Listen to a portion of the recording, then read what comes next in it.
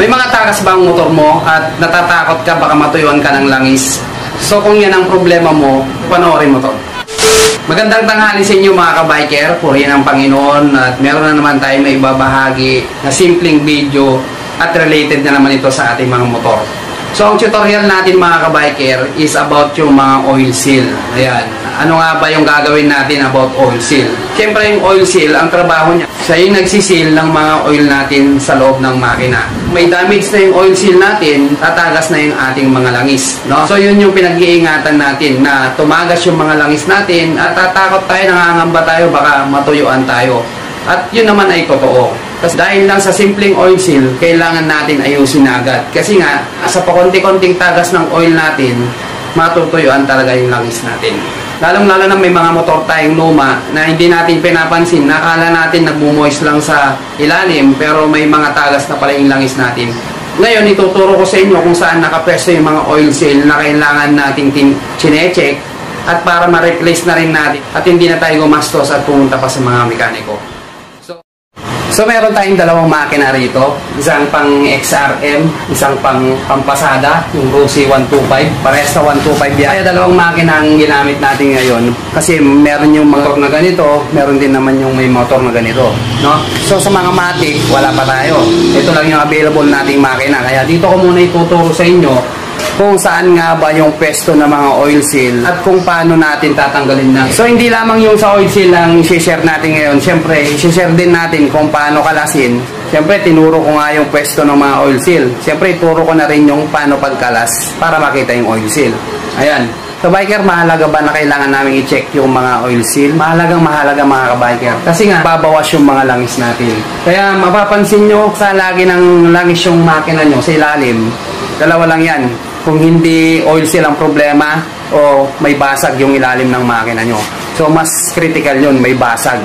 Kasi minsan nasasaldak din to sa mga malalalim na part na may nadadaanan kayo. Minsan nasasaldak sa bato. Na-experience na rin kasi ng pinsan ko yun na bagong motor, 3 months pa lang. Then nasaldak yung ilalim ng makina nyo, basag. Kaya mahalaga na i-check natin. Siyempre nakakatakot din, no? Gusto mong alagaan yung motor mo, then matutuyuan ng langis dahil lang sa tagas, pabaya ka na sa motor mo pag ganun. So yan, yung mga makina natin. Unahin natin dito sa Rossi 125. Actually, kung mapapansin nyo, dito sa left part ko, hinarap dito sa camera natin. Kasi nga, dito sa left part, ang mas maraming oil seal, no? So yung mga oil seal na babanggitin ko rito, ito naman yung kadalasan na talagang pinapalitan. At i-mention na rin natin yung mga oil seal ng mga motor, no? Dito sa Rossi 125, marami ng oil seal na makikita dyan. Itong sprocket oil seal na tinatawag nila, pero ang tawag talaga rito na oil seal is yung counter shaft oil seal, tawag niyan, no? Pero mas madali para makabili ka agad, sprocket oil seal. Pag bibili ka, syempre sabihin mo yung model. Ito pare-pares lang naman to sa mga 125 na pangpasada, no? Sprocket oil seal, yan. And then susunod, itong gear shift oil seal. Ito sa may cambio. Pag bibili tayo, syempre yung sasabihin natin yung oil seal ng cambio. Ayan. Pero ang tawag dito, gear shift oil seal. Ayan. So ano pa? Tanggalin natin itong magneto. Actually nakatanggal na to para mabilis tayo. Pero kailangan natin ng gamit dito. Ano dapat yung gamit na gagamitin natin dito? Siyempre yung puller. Marami kasing klaseng puller. Meron yung tinetred na puller, meron naman yung parang octopus, yung jaw puller, katulad nito. So ito yung jaw puller. Mga ganito kasing type, lalong-lalo na pag technique dyan, ang pagtanggal dyan,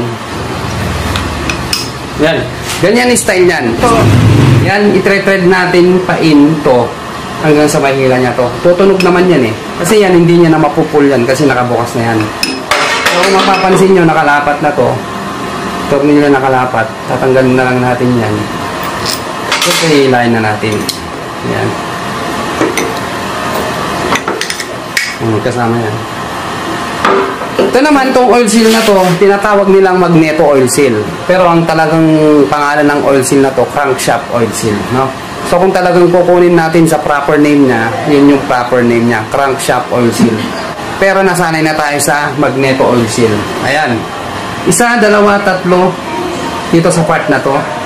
At isa pang oil seal na hindi naman ganong napapalitan, ito cam gear oil seal. Kasi kaya sinabing cam gear oil seal, dito na siya nakakabit sa cam gear. Pero ito pivot, tawag nito pivot. So may oil seal din yan. Yan. May oil seal din yan. So bira lang palitan to. Pagpansin natin na medyo tumutulo na dyan, ito yung problema ng oil seal nyo. No? Ito naman, pag nakita nyo yung tumutulo na dyan, dito na tumutulo yan, nagbabasa na, itong problema nyo, magneto oil seal. Ito naman, makikita nyo rin na tumutulo na rin dito, may tagas at saka ito. Yan. Kung sa right side naman, wala namang ganong oil seal. Wala naman tayong ganong oil seal dyan. Ang merong oil seal lang, itong oil pump natin. Pag binuksan natin yan, merong oil seal yung mga yan na maliliit. Yan. Pero bihira lang yan masira. Balik tayo dito. So, itong mga oil seal na to, kabiker, paano namang palitan yan? Pag alam natin na tumatagas na yan, papalitan na talaga yan. Kasi may mga tagas na siya. Ibig sabihin, lumulutong yan, tumitigas. Kasi yung talagang rubber na pwede mong pisilin kasi rubber, tumitigas na yan sa sobrang tagal. Pag tumigas na siya, hindi na siya lumalapat. Kasi tumigas na siya. No? Ibig sabihin, dun sa pinakakabitan niya, nagkakaroon na ng gap. Tumigas na kasi, lumiliit na siya. Wala na yung pagkalapat niya. Yan. Kabiker, paano namang palitan yan? Kahit anong discarded yun, pwede. Pwede kayo yung pakawit na bakal o rayos na pinitpit. Pwede yung kalasin yan o long nose, discarded nyo. Kasi papalitan nyo na. Ganoon naman, pag tatanggalin na, pwede nyo nang sirain kasi papalitan nyo na. Eto, meron akong video nito kung paano ko tinanggal. Nag-thread ako ng wood screw dito. Itong thread ko, pwede rin wood screw. Yan, wood screw. Dalawang wood screw, silain nyo. Palabas. No? May mga tool din kasi nabibiling ganyan. Pero ano naman, pwede naman. Kahit na masira na yan, basta't nailabas nyo at pasukan nyo na ng bago. No? So, yung mga price nito, nasa Shopee na yan. I-search nyo lang sa tab nila, makikita nyo na yung price nito mga to, kung magkano. And then, ano pa? Counter shaft oil seal, gear shift oil seal, crankshaft oil seal, cam gear oil seal, ano pa? Neutral indicator oil seal. Ayan. Meron niyang oil seal. Tulad nito. So, hindi ko na kinabit, no? Pagtanggal nyo na to, meron yan. So, papakita ko sa inyo mamaya pag next na natin. So, ayan, makikita nyo na simpleng oil seal lang, pero kailangan nating ayusin. Pag yan na nabayaan, dagdag ka na yung dagdag ng langis, bawas pa rin kasi tumatagas. No? Kabiker, paano kung hindi naman oil seal? Wala namang tagas, tumatagas pa rin dito. Ang problema nyo ng mga kabiker, gasket. No? O kasi may gasket yan, no? Dito tayo sa XRM. Tulad din ng sinabi ko, nasa left part tayo. Doon sa right part, wala nang ganong oil seal doon. Doon, no? Pagpasensyahan nyo na yung nag-grind sa amin. So, may nagtatrabaho pa rin sa amin talaga. Yan, kung mapapansin nyo, may mga bakal yan. Nagtatrabaho pa rin sila. So, ayan. So, paano naman tanggalin itong magneto niya sa mga XRM or mga RS125 na motor? Ayan. So, gagamit tayo ng puller dyan. So, itong puller na to, ito naman yung tinetread, no? Kung bibili kayo yung universal, meron ditong thread, meron ditong sa ilalim. Babaliktarin lang yan. Pwede nyo baliktarin to, lagay nyo rito. Kasi dun sa mga TMX, may thread yun. Papasok nyo to. So, ito nasa labas naman yung thread nya. Ngayon natin. Papasok nyo lang yan. So, magkaiba sila ng pangtanggal, no? Then, i-thread in nyo lang yan, tanggal na yan. Ayan. So, kung mapapansin nyo, walang ganong oil seal dito, no? Hindi tulad nito. Sa may Rossi 125 na pangpasada, oil seal. So, dito oil seal, dito oil seal, dito oil seal, dito oil seal. So, dito walang gaano. Dito lang, saka dito. No?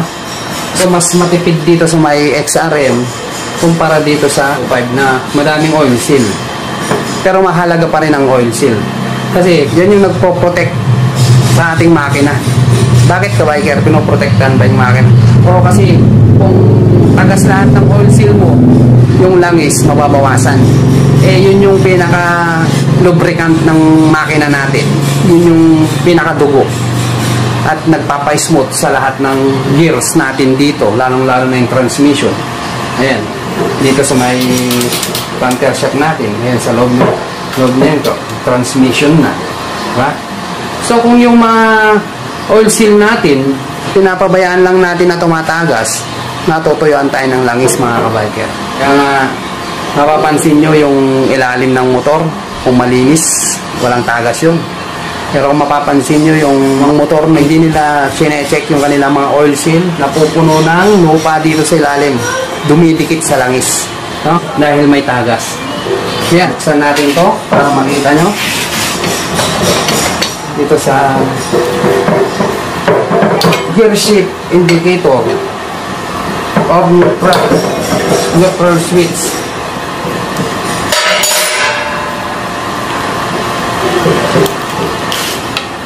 So sa pagkakataon nito, papakita ko lang sa inyo kung saan nakapesto. Actually, mabibigo kayo ngayon dahil wala nang oil seal to. Ayan, dito nakalagay yung oil seal, no? Ito yung part na to. Yan, para i-seal niya to. Yan. Isang bagay yun, natatagas din yan. Dito, magdudumi yan, hahanap ng pag-aagusan niya. Like nito, malapit dito sa ilalim. No? So, pag tagas dito, tatagas yan, magdudumi yan. Ang pangit kasi mga kabiker, pag may mga tagas yung oil seal natin, dumihin yung makina natin. Laging may tumutulo dyan. So, yung mga oil seal na yan, no, na pinakita ko sa may left side, ito yung mga tinitignan natin. At hindi lang yan ang mga oil seal, no? Meron din tayong oil seal sa may oil filter dito, meron din dyan. At saka yung sa may dipstick natin. So yan, importante na pangalagaan natin yung makina natin through oil seal. Kasi siya yung nagsiseal ng oil na maaaring matuyan tayo ng makina. Pero hindi ko sinasabing forget oil seal na tumatagas na is makina agad yung masisira, no? Kung pinabayaan natin, tumatagas na tayo ng langis, tapos hindi pa tayo naglalangis. Wala na sa maximum level yung langis natin. So, talagang matutuyuan tayo ng langis. So, ganun lang, kung papalit kayo, pwede nyo nang sirain, no? Kasi alam naman natin na pagpalitin na yan, tumatagas na yan. Nagkakaroon na siya ng moist. Tumatagas-tagas na. Kaya yung dalawang makina ang ginamit natin para mas maunawaan yung mga kabiker. Kasi may mga ganitong model ng motor, meron din ganitong model ng motor. Yung video lang, no? Pero mahalaga to sa motor natin. Para hindi na tayo nangangamba pa o natatakot baka matuyuan nga tayo, masira lang yung makina natin. So I hope mga kabiker meron kayong konting natutunan, especially sa mga hindi pa nakakaalam kung saan nakapesto yung mga oil seal natin. Ngayon alam na natin. Comment lang kayo, baka meron ako nakalimutan na oil seal na hindi ko nabanggit o hindi ko na-mention ating tutorial para malaman din ang lahat. So yun lang mga kabiker, shoutout na tayo. So ito yung first shoutout natin. Shoutout kay Von Merlin. Yan. Shoutout din kay Jerome Ramos. Shoutout din kay Eder Concepcion. And then yung panguli, shoutout kay Joy Masoy TV. So yun lang mga kabiker, kung bago lang kayo sa aking channel, marami tayong tutorial, hindi lamang ito. Search nyo lamang po Chris Custom Cycle. So wag nyo na rin kalimutan mag-like, share, and subscribe.